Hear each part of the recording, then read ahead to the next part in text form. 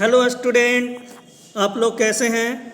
हमने मैथ का सॉल्यूशन दे दिया था जैक का मॉडल सेट 1 का। अब हम लोग साइंस का मॉडल सेट का कर रहे हैं। तो साइंस का ऑब्जेक्टिव क्वेश्चन का आज हम लोग सॉल्यूशन कर रहे हैं। तो ऑब्जेक्टिव क्वेश्चन में जो पूछा गया है ये है क्लास 10 का। हम लोग देख रहे हैं क्लास 10 का जैक के द्वारा 2022-23 एग्ज़ाम के लिए ये मिलाया गया है। 2022-23 एग्ज़ाम के लिए है, क्लास 10 का है और ये 1.5 घंटा में इसको सॉल्व करना है। इस क्वेश्चन को ऑब्जेक्टिव क्वेश्चन का पहले अलग हो जाएगा एग्ज़ाम, फिर सब्जेक्टिव क्वेश्चन का एग्ज़ाम देना है। और ये कितने मार्क्स का है, ये आपका 40 मार्क्स का ये क्वेश्चन है।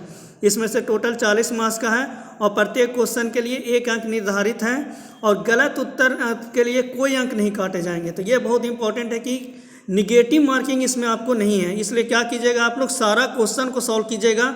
जो क्वेश्चन नहीं भी आता उसका भी ABCD कुछ कलर करके ज़रूर आइएगा। हो सकता है कि वो सही हो जाए तो आपको 1 मार्क्स मिल जाएगा। इसलिए कोई नेगेटिव मार्किंग नहीं है। सबसे पहले जो क्वेश्चन आपको आता है उसको सॉल्व करना है, फिर आगे की तरफ बढ़ना है।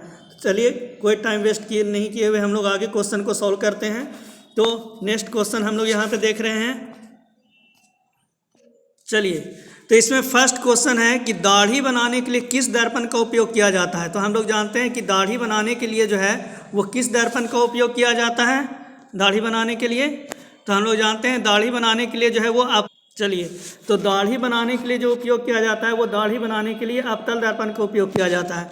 क्योंकि अवतल दर्पण जो होता है वो अवतल दर्पण में क्या होता है कि जब वस्तु फोकस के अंदर रखा जाता है, फोकस है ये सेंटर है, तो फोकस के अंदर जब वस्तु रहता है तो उसका प्रतिबिंब दर्पण के पीछे बड़ा प्रतिबिंब बनता है। तो हमको दाढ़ी बनाना है तो हमारा प्रतिबिंब कुछ बड़ा दिखे, इसलिए क्या रहता है सैलून में जो है वो अवतल दर्पण का उपयोग किया जाता है। देखिए, घर में जो हम लोग यूज़ करते हैं तो समतल दर्पण से भी काम चला लेते हैं, लेकिन सैलून में जो रहता है वो दाढ़ी बनाने के लिए अवतल दर्पण का उपयोग किया जाता है। तो दाढ़ी बनाने के लिए किस दर्पण का उपयोग हुआ, अवतल दर्पण।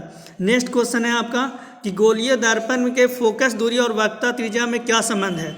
गोलीय दर्पण का फोकस दूरी और तो चलिए, नेक्स्ट क्वेश्चन है गोलीय दर्पण की फोकस दूरी और वक्रता त्रिज्या में क्या संबंध है। तो ये गोलीय दर्पण हो गया। गोलीय दर्पण का फोकस दूरी और वक्रता त्रिज्या में संबंध पूछ रहा है। तो इसका आंसर सब लोग जानते हैं, F क्या होता है R/2। तो ये कैसे होता है, यहाँ पे ये फोकस हो गया, यहाँ पे ये सेंटर हो गया, तो ये फोकस दूरी F हो गया और यहाँ तक ये क्या होता है रेडियस ऑफ कर्वेचर होता है। तो ये क्या होता है, फोकस दूरी आधा होता है। तो F यहाँ से क्या हो जाएगा R/2। यहाँ पे स्मॉल r दिया है तो कोई बात नहीं, हम लोग बी ऑप्शन टिक आउट करेंगे, F R/2। तो आपका सही आंसर यहाँ पे हो जाएगा F R/2। चलिए, नेक्स्ट क्वेश्चन है, थर्ड नंबर क्वेश्चन कह रहा है प्रकाश के अपवर्तन की क्रिया में कौन सी भौतिक राशि अपवर्तित रहती है।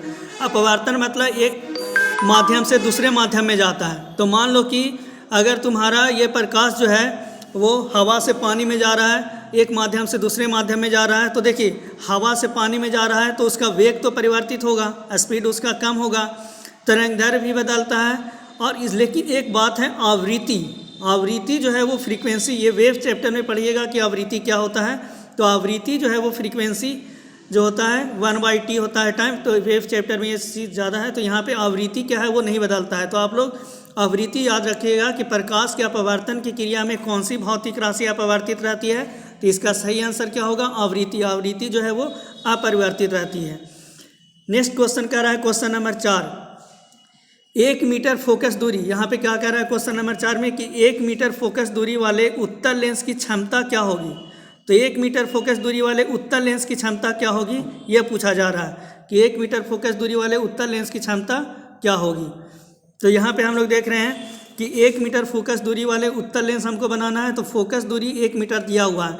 तो पावर ऑफ द लेंस क्या होता है, पावर इक्वल टू क्या होता है, पावर इक्वल टू होता है 1/f। तो यहाँ पे क्या होगा 1/1 हम लोग करेंगे तो 1 आंसर आएगा, 1 डायोप्टर। लेकिन ये देखिए कि ये कौन सा लेंस है, उत्तल लेंस। तो उत्तल लेंस का जो होता है वो फोकस दूरी वो हम क्या होता है धनात्मक लेते हैं। उत्तल लेंस का फोकस दूरी धनात्मक लेते हैं, इसलिए यहाँ पे आंसर क्या होगा 1 डायोप्टर होगा। यही यदि अगर उत्तल लेंस के जगह पे अवतल लेंस पूछता, हो सकता है एग्जाम में क्वेश्चन अवतल लेंस दे दे। अगर अवतल लेंस पूछता तो आंसर क्या होता -1d, क्योंकि अवतल लेंस का फोकस दूरी ऋणात्मक होता है। तो यहाँ पे सही आंसर क्या होगा 1d होगा। 1 मीटर फोकस दूरी वाले उत्तल लेंस की क्षमता क्या होगी, तो 1 डायोप्टर होगी, क्षमता इसका 1 डायोप्टर होगी। चलिए, नेक्स्ट क्वेश्चन कह रहा है कि 4D क्षमता वाले अवतल लेंस की फोकस दूरी क्या होगी। तो यहाँ पे क्या है कि यहाँ पे आपका क्षमता दिया हुआ है 4D क्षमता वाले, मतलब पावर दिया हुआ है और फोकस दूरी निकालना है। तो यहाँ पे फोकस दूरी का जो आंसर है वो सेंटीमीटर में दिया गया है। चलिए हम लोग निकालते हैं फोकस दूरी। तो P बराबर क्या होता है 1/f। तो यहाँ पे हमको क्या निकालना है, फोकस दूरी निकालना है। तो पावर यहाँ पे F बराबर क्या होगा 1/p। तो ये 1/4 हम लोग करेंगे तो ये आंसर हो जाएगा 0.25। अब 0.25 मीटर में आएगा। अब 0.25 मीटर में है, आंसर किस में दिया है, सेंटीमीटर में। तो मीटर को सेंटीमीटर में चेंज करेंगे तो इसका सही आंसर क्या होगा 25 सेंटीमीटर। तो 4D क्षमता वाले अवतल लेंस की फोकस दूरी क्या होगा 25 सेंटीमीटर। अब ये बोलिएगा सर अवतल लेंस का फोकस दूरी आप बोले कि माइनस में होना चाहिए, लेकिन यहाँ पे ऑप्शन माइनस में नहीं दिया है, सिर्फ उसका मैग्नीट्यूड पूछा है। तो यहाँ पे हम लोग क्या करेंगे 25 सेंटीमीटर आंसर को टिक आउट करेंगे। माइनस नहीं दिया है यहाँ पे किसी भी ऑप्शन में, तो कोई कन्फ्यूज़न नहीं करना है, 25 सेंटीमीटर को टिक आउट कर देना है। चलिए नेक्स्ट क्वेश्चन क्या कह रहा है कि वाहन के अग्रदीपों में किस दर्पण का उपयोग किया जाता है। तो हम ये बताए थे अवतल दर्पण का उपयोग में बताए थे कि सर्च लाइट ये समय क्या होता है, वो अग्रदीप में इस तरह का वे अवतल दर्पण होता है और ये बल्ब जो है उसके फोकस पे रहता है। इससे प्रकाश जब जाता है तो ये क्या होता है पैरेलल होता है। फोकस से जाता हुआ प्रकाश जब दर्पण से टकराता है तो मुँह खच के समांतर हो जाता है। तो यहाँ पे क्या होता है अवतल दर्पण रहता है। वाहनों के अग्रदीपों में जो किस दर्पण का उपयोग किया जाता है, तो हम लोग क्या बोलेंगे अवतल दर्पण का उपयोग किया जाता है। नेक्स्ट क्वेश्चन है मानव नेत्र के जिस भाग पर किसी वस्तु का प्रतिबिंब बनता है वह क्या है। किसी वस्तु का प्रतिबिंब जो बनता है वो कहाँ पे बनता है। तो वस्तु का प्रतिबिंब कहाँ पे बनता है, तो रेटिना पे बनता है। अब यहाँ पे रेटिना ऑप्शन नहीं है, लेकिन दृष्टिपटल, रेटिना को ही हम लोग क्या बोलते हैं दृष्टिपटल। तो मानव नेत्र के जिस भाग पर किसी वस्तु का प्रतिबिंब बनता है वह क्या है दृष्टिपटल। कॉर्निया नहीं होगा, परितारका नहीं होगा, पुतली भी नहीं होगा। तो आपका सही आंसर क्या है दृष्टिपटल। मानव नेत्र में जो बनता है किसी वस्तु का प्रतिबिंब वो कहाँ पे बनता है दृष्टिपटल पे। नेक्स्ट क्वेश्चन है समान नेत्र का दूरबिंदु क्या है। तो देखिए स्पष्ट दृष्टि का न्यूनतम दूरी सब लोग जानते होंगे क्या होता है 25 सेंटीमीटर। तो क्या आंसर 25 होगा, नहीं। क्वेश्चन को ध्यान से देखिएगा क्योंकि पिछले साल भी इस तरह का क्वेश्चन पूछा था। वहाँ पे समान स्पष्ट दृष्टि का न्यूनतम नहीं बोल करके दूरबिंदु पूछा था, स्पष्ट दृष्टि का दूरबिंदु। तो जैसे ही सब लोग स्पष्ट दृष्टि पढ़ा था क्वेश्चन, सब लोग 25 सेंटीमीटर आंसर टिक आउट कर दिया था। इसलिए ध्यान दीजिएगा निकट बिंदु पूछ रहा है या दूरबिंदु। तो यहाँ पे क्या बोल रहा है समान नेत्र का दूरबिंदु क्या होगा। तो यहाँ पे सही आंसर आपका हो जाएगा अनंत। समान नेत्र का दूरबिंदु यहाँ पे क्या होगा, तो अनंत होगा समान नेत्र का दूरबिंदु। नेत्र में आने वाली प्रकाश की मात्रा का नियंत्रण कौन करता है। तो नेत्र में आने वाली जो, जैसे हम लोग तेज़ धूप में जाते हैं तो आँख छोटा हो जाता है, रूम के अंदर आते हैं तो आँख बड़ा हो जाता है। तो वहाँ पे क्या होता है कि नेत्र आने, जैसे तेज़ धूप में गए तो ज़्यादा प्रकाश को अंदर नहीं जाने देता है, कम धूप में आए तो वहाँ पे प्रकाश ज़्यादा अंदर जाए। तो ये नेत्र में जो आने वाली प्रकाश की मात्रा को जो नियंत्रित करता है वो परितारिका नियंत्रित करता है। परितारिका आपका दृष्टिपटल नहीं होगा, स्वचमंडल भी नहीं होगा, पुतली भी नहीं होगा, कौन करता है नियंत्रित, तो परितारिका जो है वो नेत्र में आने वाली प्रकाश की मात्रा को नियंत्रित करता है। इसके पूरी तरह से याद कर ले आप लोग। चलिए नेक्स्ट क्वेश्चन है मानव नेत्र में प्रतिबिंब की प्रकृति क्या होती है। तो देखिए मानव नेत्र में अभी क्वेश्चन पूछा था प्रतिबिंब कहाँ बनता है, तो रेटिना पे बनता है। पर रेटिना पे कैसा प्रतिबिंब बनता है, तो हमारा जो नेत्र लेंस है वो कौन सा लेंस है, उत्तल लेंस है। और उत्तल लेंस क्या करता है, कैसा प्रतिबिंब बनाता है, तो दूर से हम लोग को दूर का वस्तु को ही देखते हैं तो वो क्या बनता है, उल्टा और वास्तविक प्रतिबिंब बनाता है। तो मानव नेत्र का जो रेटिना पे प्रतिबिंब बनता है वो कैसा बनता है, उल्टा और वास्तविक प्रतिबिंब बनता है। पर हमारे जो तंत्रिका तंत्र है वो मस्तिष्क को इन्फॉर्मेशन सीधा करके देता है। तो मानव नेत्र में जो है वो लेंस के द्वारा जो रेटिना पे प्रतिबिंब बनता है वो कैसा बनता है, तो उल्टा और वास्तविक प्रतिबिंब बनता है। इसका सही आंसर होगा उल्टा और वास्तविक प्रतिबिंब। नेक्स्ट 11 नंबर क्वेश्चन है 1 किलोवाट आवर निम्न में से किसकी एक इकाई है। तो 1 किलोवाट आवर, तो यहाँ पे जो है वो ऊर्जा की इकाई है। घर में जो हम लोग का बिजली बिल आता है वो 1 यूनिट बोलते हैं, तो वो किलोवाट आवर ही होता है। तो ये किसका इकाई है, ऊर्जा की इकाई हो गया। तो 1 किलोवाट आवर ऊर्जा की इकाई हो गया आपका सही आंसर। नेक्स्ट क्वेश्चन है आपका 1 कूलाम किसका एसआई मात्रक है। तो कूलाम किसका एसआई मात्रक है, तो विद्युत आवेश का। आवेश का जो मात्रक होता है वो क्या होता है, कूलाम होता है। तो आपका सही आंसर यहाँ पे क्या होगा, विद्युत आवेश होगा आपका सही आंसर। चलिए अगला क्वेश्चन आपका, विद्युत मोटर एक युक्ति है जो परिवर्तित करती है। तो देखिए मोटर आप लोग देखे होंगे पंखा में लगा हुआ रहता है, मोटर पंप में लगा हुआ रहता है। तो वहाँ पे क्या करते हैं, पंखा कब चलता है, जब हम लाइन देते हैं तब वो चलना शुरू करता है। तो चलना घूमना ये सब चीज़ क्या होता है, यांत्रिक ऊर्जा होता है। तो हम लोग वहाँ पे जैसे ही लाइट देते हैं मतलब विद्युत ऊर्जा देते हैं तो वो किस में परिवर्तित हो जाता है, यांत्रिक ऊर्जा में। तो सही आंसर आपका क्या होगा, तो बी ऑप्शन आपका सही होगा। वो क्या करता है, विद्युत ऊर्जा को यांत्रिक ऊर्जा में बदलता है। विद्युत मोटर विद्युत ऊर्जा को यांत्रिक ऊर्जा में बदलता है।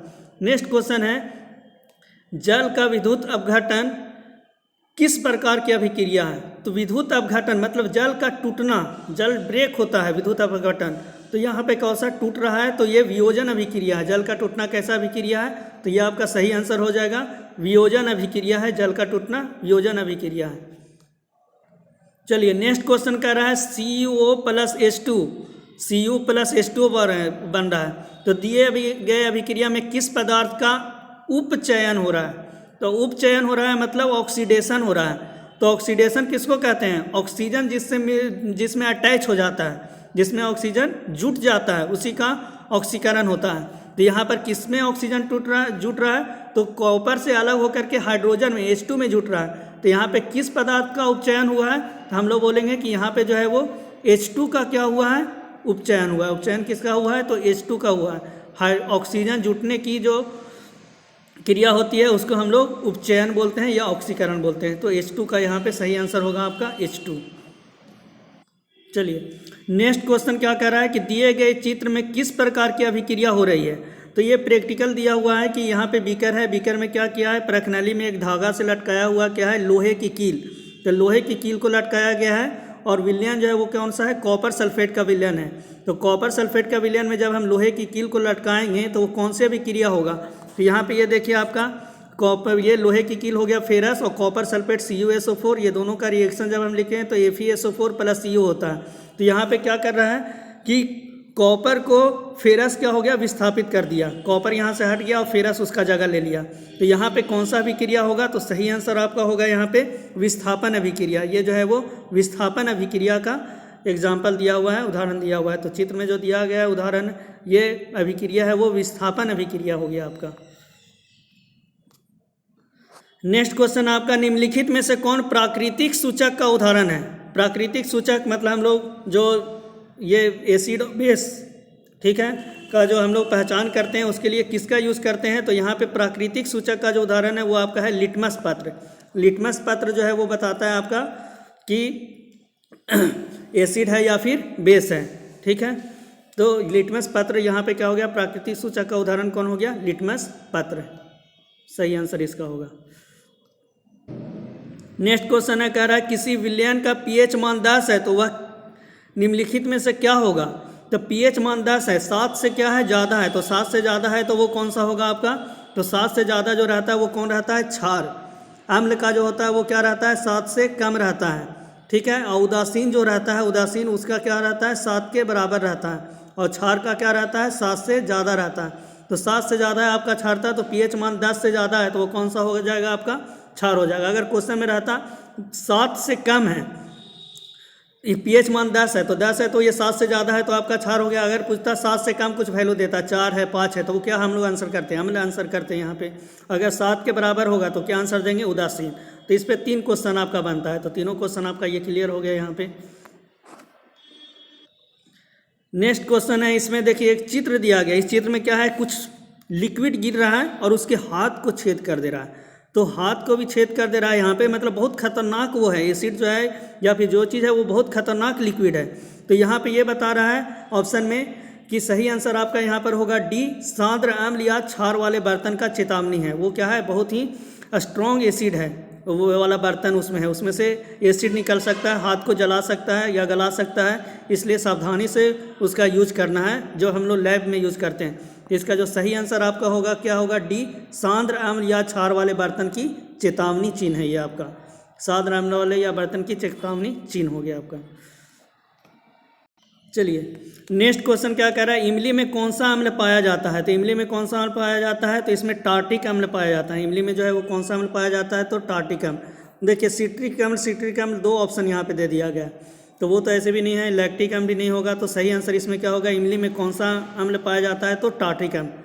कौन अधातु कमरे के ताप पर द्रव की अवस्था में पाया जाता है। तो अधातु बोला है, ध्यान दीजिएगा, अधातु बोला है। सब लोग पारा को याद रखते हैं, लेकिन पारा क्या है, धातु है।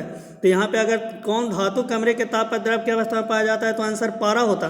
पर यहाँ पे अधातु बोला है, कौन सा अधातु कमरे के ताप पर द्रव अवस्था में होता है। तो सही आंसर आपका यहाँ पे हो जाएगा ब्रोमीन। सी आंसर जो है वो सही होगा। ब्रोमीन जो है वो कमरे के ताप पर द्रव अवस्था में पाया जाता है अधातु के रूप में। अधातु जो रहता है वो पारा, अगर बोलेगा धातु बोल देगा तो पारा आंसर होगा। धातु है तो यहाँ पे क्या आंसर होगा, ब्रोमीन आपका आंसर होगा। चलिए नेक्स्ट क्वेश्चन, निम्नलिखित में से किस पदार्थ का उपयोग अग्निशामक बनाने में किया जाता है। तो अग्निशामक बनाने में जो है वो सोडियम हाइड्रोजन कार्बोनेट का यूज़ किया जाता है। ठीक है, सोडियम बाइकार्बोनेट भी जिसको हम लोग बोलते हैं। तो यहाँ पे सही आंसर आपका होगा sodium hydrogen carbonate. Sodium hydrogen carbonate आपका ये सही होगा। अग्निशामक बनाने में इसी का यूज़ किया जाता है। चलिए नेक्स्ट क्वेश्चन क्या है, आधुनिक आवर्त सारणी किस आधार पर बना है। तो आधुनिक आवर्त सारणी जो है वो परमाणु संख्या के आधार पर बना है। आधुनिक आवर्त सारणी को कौन बनाया है, तो मोस्टली, और पहले कौन था, मेडली बनाए थे, वो परमाणु द्रव्यमान के आधार पर बनाए थे। तो यहाँ पे क्या है, परमाणु संख्या आपका सही आंसर होगा, मोस्टली बनाए हैं। आपको आधुनिक आवर्त सारणी किस आधार पर बना है, तो परमाणु संख्या के आधार पर बना है। निम्नलिखित में से कौन सा धातु सबसे अधिक अभिक्रियाशील है।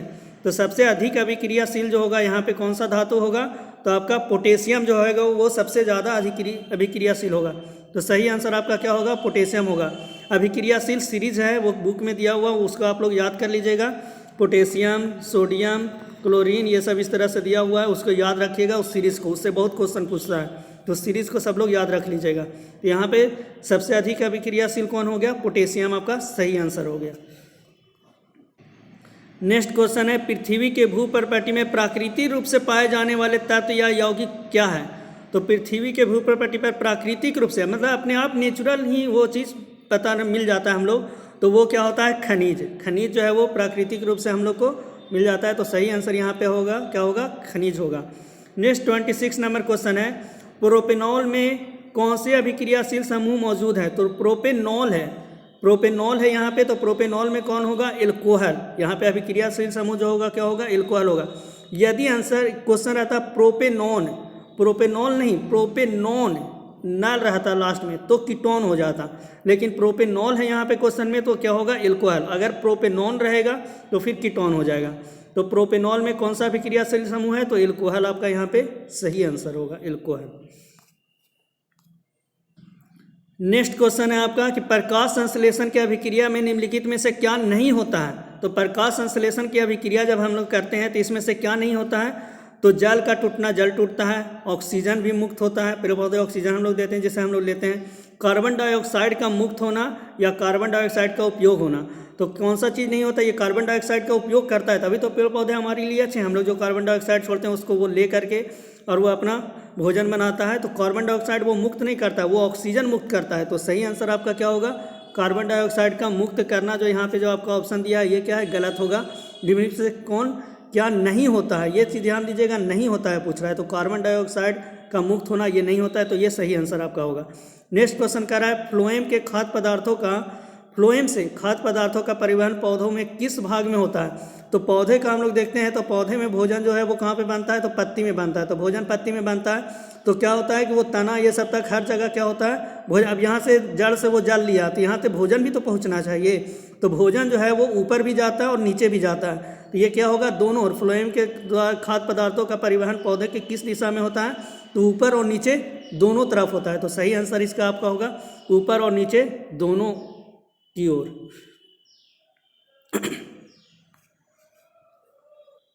नेक्स्ट क्वेश्चन है आपका, वृक्क की रचनात्मक एवं क्रियात्मक इकाई को क्या कहते हैं। तो वृक्क की रचनात्मक एवं क्रियात्मक इकाई को जो है वो हम लोग कहते हैं वृक्काणु बोलते हैं। यहाँ पे सही वृक्का लिख दिया है, सही होना चाहिए क्या, वृक्काणु, वृक्काणु। या फिर नेफ्रॉन भी बोलते हैं, नेफ्रॉन। कभी कभी ऑप्शन में इंग्लिश में देता है तो नेफ्रॉन भी हो सकता है आंसर यहाँ पे। ये क्या होगा, वृकाणु वृक्क यहाँ पे आंसर दिया है, तो बी ऑप्शन आपका यहाँ पे सही होगा।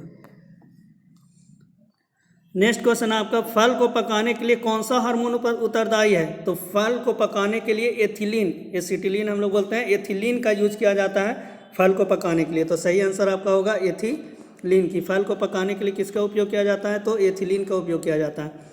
एस्ट्रोजेन स्रावित होता है, तो एस्ट्रोजेन जो स्रावित होता है वो किससे स्रावित होता है? तो अंडाशय के द्वारा। स्त्री में ये सब होता है एस्ट्रोजेन, तो एस्ट्रोजेन जो होता है हार्मोन स्रावित होता है वो किससे? अंडाशय के द्वारा। तो स्त्री में अंडाशय होता है, तो अंडाशय के द्वारा, ये सही आंसर होगा आपका। नेक्स्ट क्वेश्चन है आपका, नर युग्मक और मादा युग्मक के संलयन को क्या कहते हैं? तो नर युग्मक और मादा युग्मक के संलयन को हम लोग क्या कहते हैं? निषेचन। तो आपका सही आंसर यहाँ पे हो जाएगा निषेचन। नेक्स्ट क्वेश्चन कह रहा है कि दिए गए चित्र में कौन सा जनन हो रहा है? तो दिए गए चित्र में जो है वो मुकुलन, यहाँ पे देखिए ये एनसीईआरटी से दिया गया है, क्वेश्चन का बुक का ये फिगर है, तो ये मुकुलन यहाँ पे ये जो है ये मुकुलन के द्वारा ये हो रहा है, तो यहाँ पे क्या करेंगे? मुकुलन के द्वारा आंसर होगा मुकुलन। नेक्स्ट क्वेश्चन आपका, पक्षी और चमगादड़ के पंख जो हैं वो कैसा है? समजात है कि असमजात होगा? आप शेषी अंग और जीवाश्म तो होगा नहीं ऑप्शन, तो ये क्या होगा? पक्षी और चमगादड़ के जो पंख है वो क्या होगा? समजात अंग होंगे। तो आपका ये ए आंसर होगा, समजात अंग होंगे। नेक्स्ट क्वेश्चन कह रहा है, मेंडल अपने प्रयोग के लिए किस पौधे को चुना था? तो मेंडल ने अपने प्रयोग के लिए मटर के पौधे को चुना था। तो सही आंसर यहाँ पे क्या हो जाएगा आपका? मटर, कि मटर के पौधे को चुना था। तो मेंडल अपने प्रयोग के लिए किस पौधे को चुना था? तो मटर को चुना था। नेक्स्ट क्वेश्चन है, निम्नलिखित में से कौन उत्पादक है? तो उत्पादक है मतलब खुद से उत्पादक वो करता है। तो पेड़ पौधे क्या होता है? घास फूस ये सब क्या होता है? अपना भोजन खुद से बनाता है। तो सांप, मेढक, ग्रास होपर ये सब नहीं होगा। आपका सही आंसर क्या होगा यहाँ पे? घास। घास जो है वो उत्पादक होगा। 37 नंबर क्वेश्चन में कह रहा है, किसी आहार श्रृंखला में शाकाहारी का निर्माण होता है तो पहले उत्पादक होता है, और शाकाहारी जो होता है वो क्या करता है? भोजन खुद अपना नहीं बनाता है, वो ये घास पत्ती ये सब खाकर जानवर ये सब होता है, वो खरगोश ये सब जो होता है शाकाहारी होता है, तो वो सब घास फूस ये सब खाता है। तो उत्पादक के बाद जो द्वितीय पोषी स्तर होता है उसमें होगा। तो आपका सही आंसर ये क्या हो जाएगा? बी, द्वितीय पोषी स्तर, ये सही आंसर होगा आपका। नेक्स्ट क्वेश्चन आपका कह रहा है, ओजोन परत के अपक्षय के लिए कौन जिम्मेदार है? तो ओजोन परत में जो क्षय हो रहा है उसके लिए कौन जिम्मेदार है? तो CFC, क्लोरोफ्लोरोकार्बन, CFC आपका ये सही आंसर होगा। निम्नलिखित में से कौन जैव मात्रा ऊर्जा स्रोत का उदाहरण नहीं है? तो जैव मात्रा ऊर्जा स्रोत का उदाहरण कौन नहीं है? तो यहाँ पे लकड़ी जैव मात्रा है, गोबर भी है, कोयला भी है। तो नाभिकीय ऊर्जा जो है ये आपका ये क्या जैव मात्रा स्रोत का उदाहरण नहीं है, क्योंकि वहाँ पे नाभिकीय नहीं होगा, नाभिकीय ऊर्जा यहाँ पे आपका नहीं होगा। तो ये तीनों है जैव मात्रा स्रोत, लेकिन ये नाभिकीय जैव मात्रा स्रोत का उदाहरण नहीं है आपका। नेक्स्ट क्वेश्चन कह रहा है, पवन ऊर्जा उत्पादन के लिए पवन की चाल न्यूनतम कितनी होनी चाहिए? तो पवन की चाल जो न्यूनतम होनी चाहिए वो 15 किलोमीटर पर आवर होनी चाहिए। तो आपका सही आंसर यहाँ पे हो गया 15 किलोमीटर पर आवर। तो हम ये ऑब्जेक्टिव क्वेश्चन का सॉल्यूशन दे दिए हैं। मैथ का भी हम ऑब्जेक्टिव क्वेश्चन का सॉल्यूशन हम देंगे। सब्जेक्टिव क्वेश्चन का सॉल्यूशन हम सेक्शन ए और सेक्शन बी का डाल चुके हैं। अब ये साइंस का भी हम डाल चुके हैं। तो हम लोग फिर मैथ का ऑब्जेक्टिव क्वेश्चन का सॉल्यूशन हम लोग नेक्स्ट सीरीज में देंगे। तो जो लोग चैनल को सब्सक्राइब नहीं किए हैं वो चैनल को सब्सक्राइब कर दें और बेल आइकन को भी दबा दें, ताकि आपको तुरंत नोटिफिकेशन मिल जाए जो नया वीडियो जो भी हम डालेंगे। और आपको और इसको ज़्यादा से ज़्यादा शेयर करें ग्रुप में, ताकि सभी लोग को इसका सॉल्यूशन आसानी से मिल सके। और मॉडल सेट से बहुत इंपॉर्टेंट है, इससे फिक्स है कि आपका 50% क्वेश्चन डायरेक्ट मॉडल सेट से आएगा, इसलिए इसको आप सही तरीक़ा से ज़रूर कर लें। ठीक है, थैंक यू। वीडियो को देखने के लिए आपका धन्यवाद।